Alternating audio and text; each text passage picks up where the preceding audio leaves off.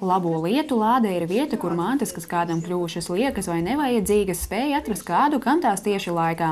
Tajā ik viens var nogādāt drēbes, kas kļuvušas par mazu vai vairs nav nepieciešamas, vai arī servīzi, kas ilgus gadus stāv noputējusi, lai tās sāktu jaunu dzīvi citās rokās.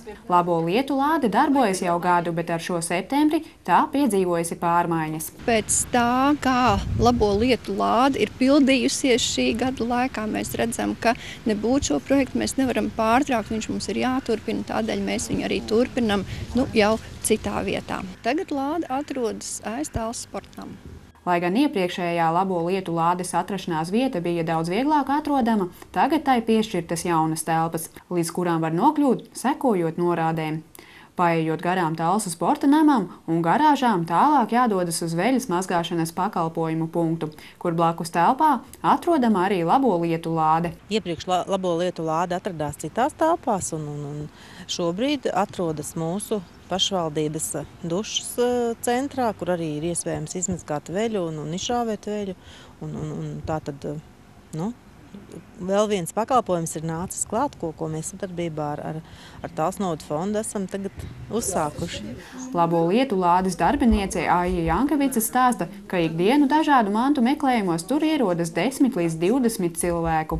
Ļoti pieprasīti bērnu drēbes, tieši lielā izmēra drēbes, gan vīriešiem, gan sievietēm prasa cilvēki. Protams, trauki. Labo lietu lādē var atrast ne tikai ko vilkt mugurā, bet arī dažādas grāmatas. To klāstā gan trūkstot bērnu lasām viela, kuru jaunie vecāki bieži meklējot.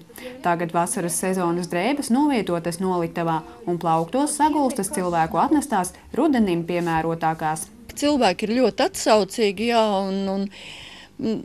vienīgais lūgums ir cilvēkiem nenest tādas, kas ir ļoti senas drēbes, kas galīgi ir izgājuši no modes veco laiku, jo, diemžēl, tādi vilnu meiteļi un garie tādi plašķi un audumi tas, meiteļi, jo, principā tādi cilvēki vairāk meklē tieši pufaikās, mēs vairāk mēdzam staigāt. Ir kāds vecais cilvēks, kas arī paprasa meiteli, bet ļoti maz. Cilvēki bieži interesējoties arī par dažādām mēbelēm, kas pašlaik gan neesot pieejamas. Tādēļ, ja kādam ir kāda lieka, tās tiek gaidītas labo lietu lādē.